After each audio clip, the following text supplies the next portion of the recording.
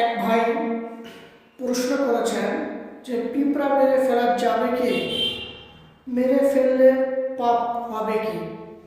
আসলে খুব গুরুত্বপূর্ণ একটা প্রশ্ন যে পিপীলিকা মারা যাবে কি, আর পিপীলিকা মারলে পাপ হবে কি।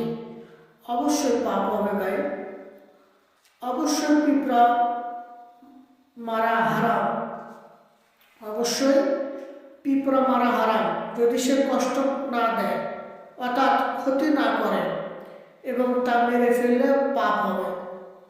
পিঁপড়া যদি আপনাকে কষ্ট না দেয়, পিঁপড়া যদি আপনার ক্ষতি না করে, তাহলে আপনি পিঁপড়া মারতে পারবেন না, আপনার পাপ হবে। ইবনে আব্বাস রাদিয়াল্লাহু তাআলা আনহু হতে বর্ণিত, তিনি বলেন নবী সাল্লাল্লাহু আলাইহি ওয়াসাল্লাম 4টি জীব হত্যা করতে নিষেধ করেছেন। আল্লাহ নবী সাল্লাল্লাহু আলাইহি ওয়াসাল্লাম 4টি জীবকে হত্যা করতে নিষেধ করেছেন। তার মধ্যে 1 নম্বর পিঁপড়া। পিঁপড়া মারাকে আল্লাহ নবী সাল্লাল্লাহু আলাইহি ওয়াসাল্লাম নিষেধ করেছেন। 2 নম্বর মৌমাছি। এই মৌমাছিকে মারা আল্লাহ রাব্বুল আলামিন নিষেধ করেছেন। 3 নম্বর হুদহুদ পাখি।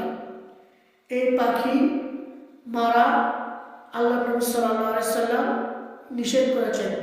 4 নম্বর সুরা, এক ধরনের পাখি। এই সুরা এক ধরনের পাখি যা আল্লাহ নবী সাল্লাল্লাহু আলাইহি ওয়াসাল্লাম মারতে নিষেধ করেছেন। ইবনে মাজাহ 3224 নম্বর হাদিস।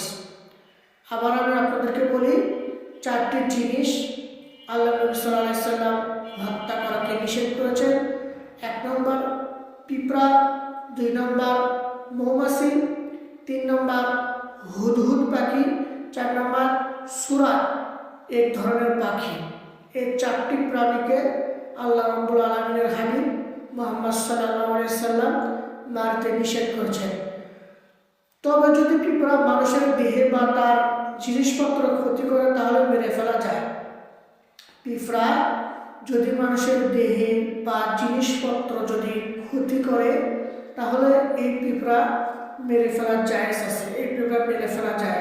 নয়তোবা বিনা অন্যায়ে, বিনা কারণে এই ধরনের 4টি জিনিসকে, এই ধরনের 4টি জীবকে আপনি মেরে ফেলতে পারবেন না। আল্লাহ রাব্বুল আলামিন আমাদের সবাইকে সেই সঠিক বুঝ দান করুন।